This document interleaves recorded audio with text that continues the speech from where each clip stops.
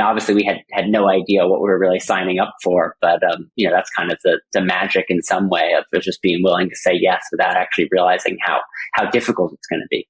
Welcome to Honest E-Commerce, a podcast dedicated to cutting through the BS and finding actionable advice for online store owners. I'm your host, Chase Clymer, and I believe running a direct-to-consumer brand does not have to be complicated or a guessing game. On this podcast, we interview founders and experts who are putting in the work and creating real results. I also share my own insights from running our top Shopify consultancy, Electric Eye. We cut the fluff in favor of facts to help you grow your e-commerce business. Let's get on with the show. Hey everybody, welcome back to another episode of Honest E-Commerce. I'm your host, Chase Clymer, and today I'm welcoming to the show Sam Shames. Sam is the co-founder and chief revenue officer over at Embr Labs, the maker of the Embr Wave intelligent cooling and warming wristband. Sam, welcome to the show. Thanks so much for having me, Chase. Absolutely. I'm excited to chat. You are one of the first guests of many that I met at Sub Summit last week, but by the time this comes out, it'll probably be a couple months ago. But how did you enjoy the conference? It was great.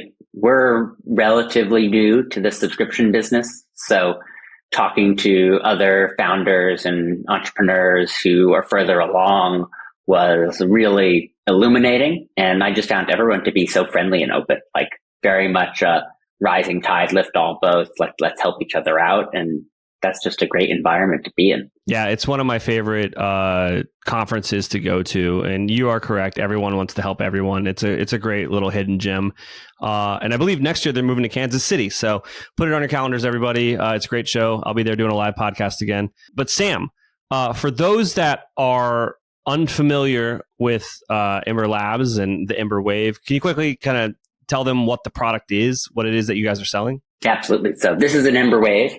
It is a wristband that heats and cools to help you feel more comfortable, help with sleep, stress, and hot flashes. So with the push of a button, this device actually cools or warms this temperature sensitive spot on your wrist. And with our technology, we can actually have an overall whole body effect. So it's very similar to just how, dipping your toes in the ocean on a hot day makes you feel better. That's amazing. Now, take me back in time. Where did this idea come from? My co-founders and I met as engineering students at MIT, and we came up with the idea through a prototyping contest. We were brainstorming ideas in the lab, and it was so cold from over air conditioning that we had to put on sweatshirts in June to stay comfortable. And we thought, this is crazy. There's got to be a better way. What if we could just heat and cool ourselves directly? So that was the key question. And then from there it was, well, what if we try to make a wristband that heats and cools? That's amazing. How long did it go from this pseudo hack day experiment until you had a prototype? How long were you guys noodling on this? It was over the course of a summer that we sort of built our first prototypes, and were really surprised at how well it worked. And then everything changed in October of 2013 when we won the prototyping contest, and the idea went totally viral. Well, you got to tell me about that. So yeah, we win the contest. Our goal going in was never to start a company. It was to win the $10,000 grand prize and fully pay for all the beer and pizza we could want for a semester.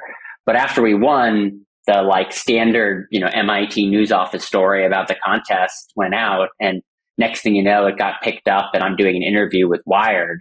And from that media attention, we started to get thousands of emails from people all over the world saying two things.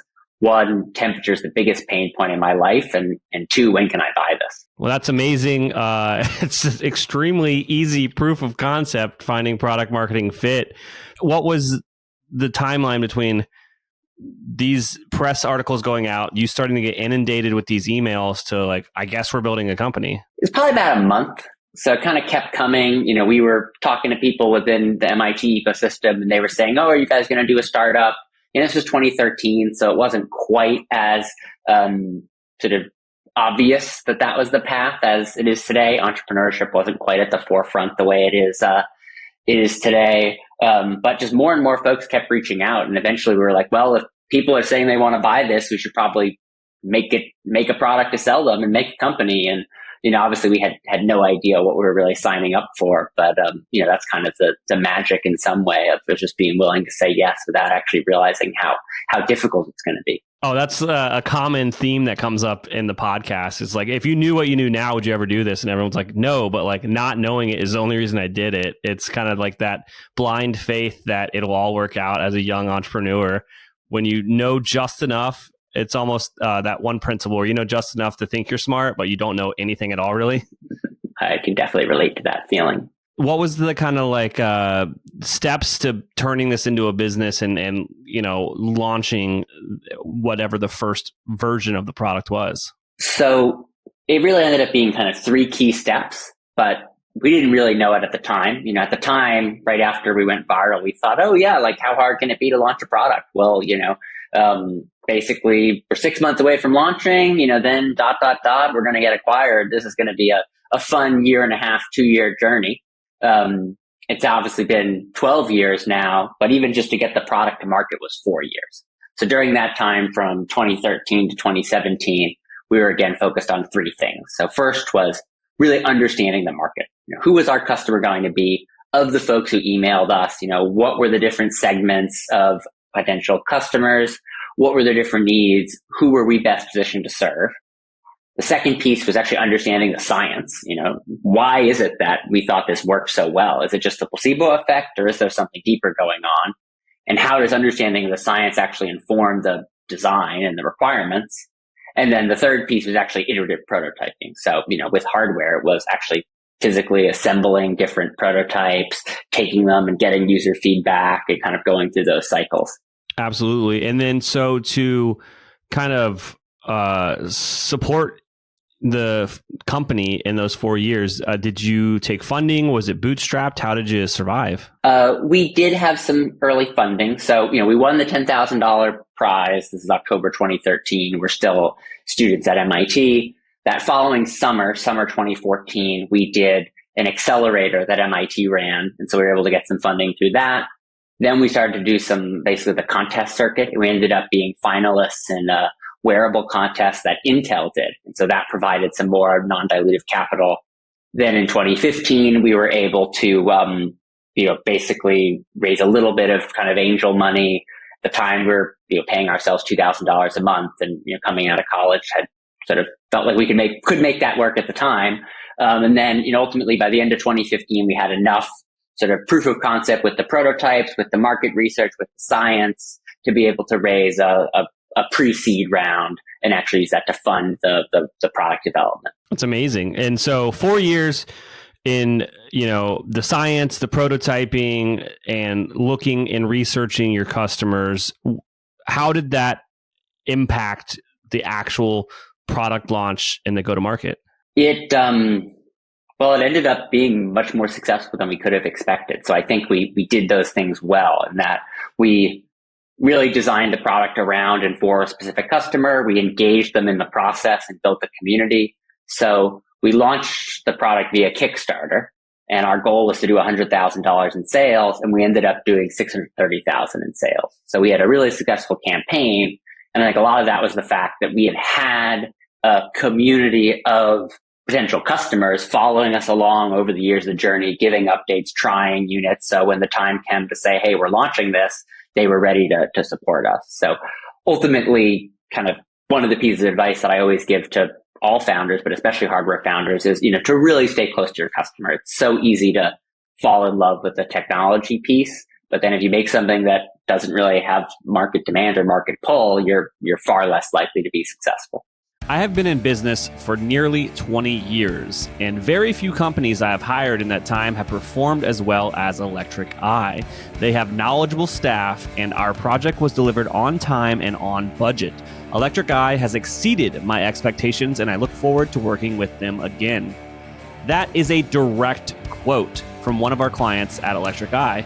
Electric Eye is a Shopify Plus partner that has helped over 100 brands migrate, redesign, and optimize their stores since 2016. If you'd like to increase your conversion rate, average order value, and revenue per session, we are the true Shopify experts you've been looking for. Right now, we're offering a free diagnostic to qualified brands that reach out and mention the podcast. Visit electriceye.io today to schedule a call and send us a message. Find out why we have over 50 5-star reviews in the Shopify Partner Directory. Again, that's electrici.io, electriceye.io. You're investing in paid traffic, email, influencers, you're doing everything, but your store's still not converting like you know it should. That's the hidden cost nobody's talking about. If you don't know why people aren't buying, you're constantly losing money. Whenever conversion rate optimization comes up with brands, the first thing I ask them at the agency is what they are using for analytics and behavior tracking. Heatmap.com is my go-to recommendation because it's the only platform I've seen that connects user behavior directly to sales. That kind of visibility is critical for e-commerce brands trying to grow. I tell every brand that we work with to install Heatmap. It shows you what's working and what isn't using real behavior data tied directly to revenue. You get live heat maps, session recordings, funnels, and attribution down to specific product pages. This isn't just another analytics dashboard, it's a revenue optimizer. And right now, Honest E-commerce listeners get the hookup. They get a 14-day free trial. They get access to their ultimate 150-point CRO checklist. And as a bonus, you'll get a free setup by us over at Electric Eye when you ask for us to do so. So stop wasting another dollar guessing. Visit heatmap.com/honest. That's heatmap.com/honest and start seeing what your customers see, because clarity truly equals revenue. Coming up soon, mark your calendars. Grow New York is September 25th and 26th in Midtown Manhattan, New York City. 2 days, 800 e-commerce leaders. Every session is focused on the biggest shift in our industry right now, AI. If you're a retail brand, your ticket is completely free. But spots are going fast. Go to joingrow.com right now to claim yours before they're gone. That's joingrow.com. joingrow.com. I've heard from other founders that have launched on Kickstarter and kind of, hit that virality where it was more successful than they thought. Like, obviously it's great to have more money in the bank, but it also is now you have more that you need to deliver. Did that, was there anything with the size of the order that you had to place that made it a little more difficult? Yeah, I'm glad you asked. So we, over the years leading up to our Kickstarter, had studied very closely what the other hardware companies were doing. And the pattern we saw again and again was company goes on Kickstarter, it meets a goal or it exceeds its goal. It's inevitably not actually prepared to make the orders. And then it's a year late. So you've ended up alienating your best customers because they thought they were getting something a year after you promise it, like a year after they back it. In fact, a year arrives and you don't deliver for another year. So we very purposely tried to do it differently. And what we did was we actually started manufacturing before the Kickstarter. So part of the reason it went 4 years is that we finished our product design, and that's when most companies start and do their Kickstarter. We said, no, let's finish our product design. Let's find our manufacturing partner. Let's actually build units in production and see, can we actually build the design, which turned out to be absolutely critical because the initial answer was no. We had multiple rounds of failed builds with our contract manufacturer because the design was not actually ready for, as they say, design for manufacturing. Only after we had successfully produced 100 units with production processes at the factory did we then go launch the Kickstarter. What that meant, though, is that we knew what our cost would be. We knew what our manufacturing capacity was. And so when we got orders that were significantly higher, we were able to not just deliver, but actually deliver early. So one thing we're super proud of is we shipped our Kickstarter unit 6 months ahead of schedule. And to this day, we still don't know of another hardware company that's done that. Oh, that's amazing. All right. Now, so here's another kind of common question. When people have a Kickstarter success, how do you pivot that into growing an actual direct-to-consumer business? How do you get customers outside of the Kickstarter ecosystem? Yeah, it's a great question. And it's really difficult, obviously. Like, customer acquisition turns out to be the rate-limiting step of most businesses once they've developed the product. we tried a number of different things over the years. Early on, it was primarily paid marketing, primarily with Facebook as a channel, using Google. Over time, we really tried to diversify our paid channels. So, at this point, we've done everything from direct response television to paid social to out of home to direct mail. So we kind of tried that. We've been really successful as well with PR. We actually just had a great spot last week on ABC's The View. And we also try to do, own media and work with partners and, try to do sort of referrals and things like that. So you really have to have a multi-pronged strategy. And you have to be willing to adapt, right? The media playbooks that worked in 2018, 2019 are not the same as what worked in 2022, and certainly not the same as what works in 2025.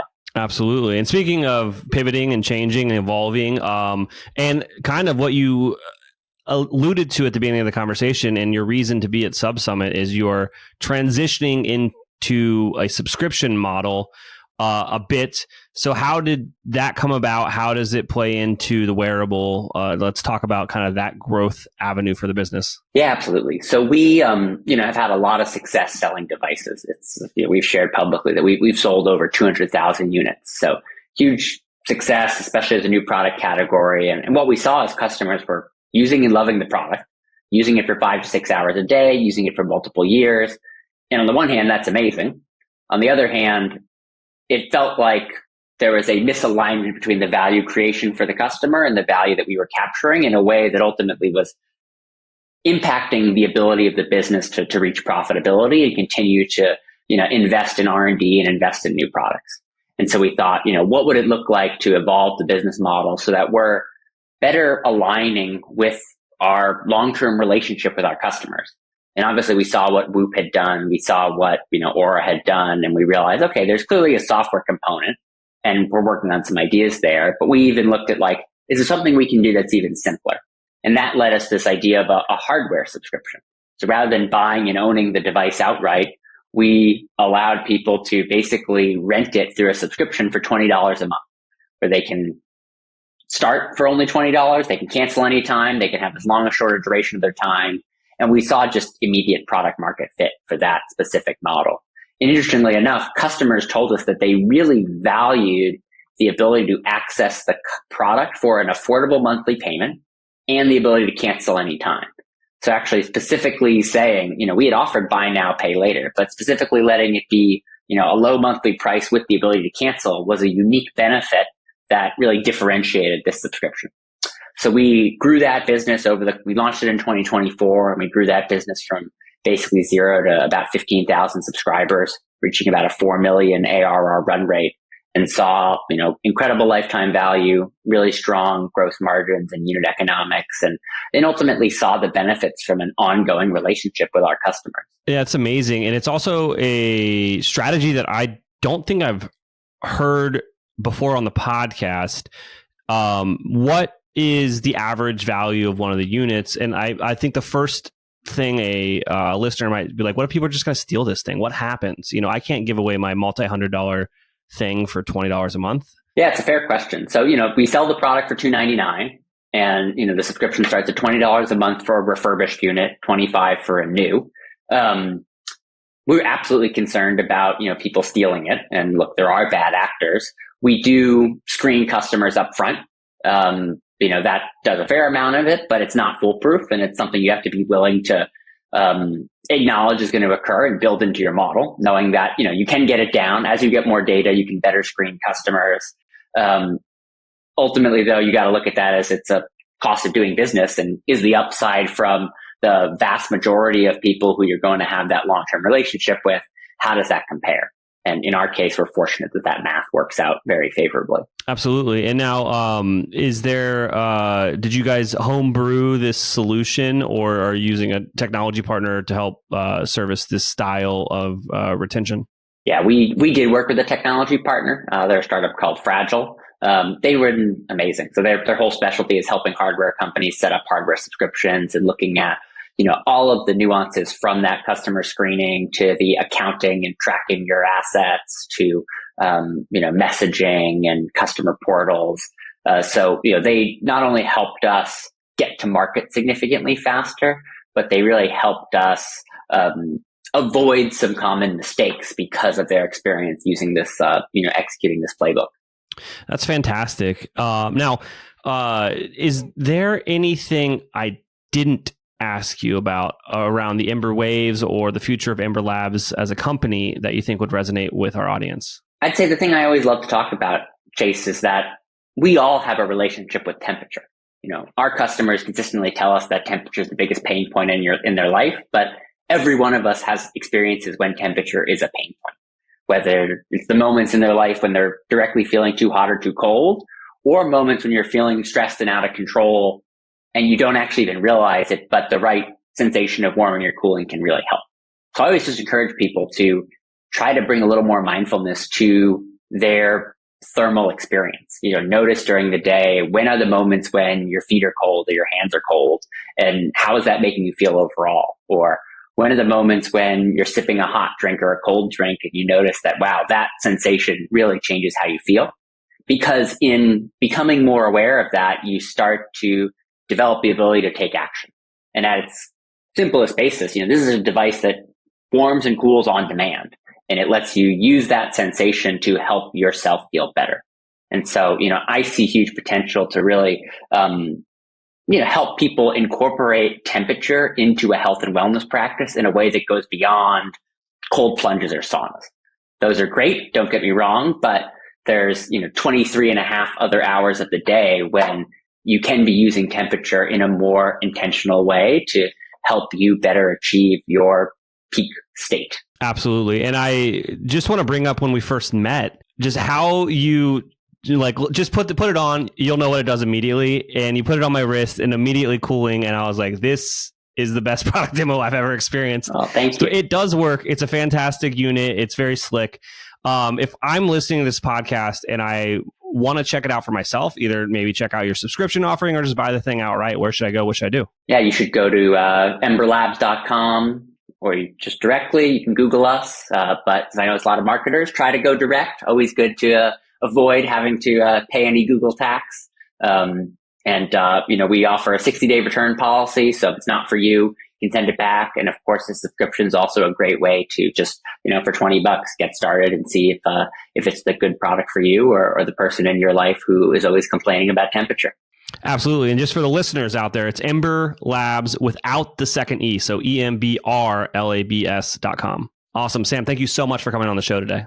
Oh, my pleasure, Chase. Thanks so much for having me. Really appreciate the opportunity. We can't thank our guests enough for coming on the show and sharing their knowledge and journey with us. We've got a lot to think about and potentially add into our own businesses. You can find all the links in the show notes. You can subscribe to the newsletter at honestycommerce.co to get each episode delivered right into your inbox. If you're enjoying this content, consider leaving a review on iTunes. That really helps us out. Lastly, if you're a store owner looking for an amazing partner to help you get your Shopify store to the next level, reach out to Electric Eye at electriceye.io/connect. Until next time.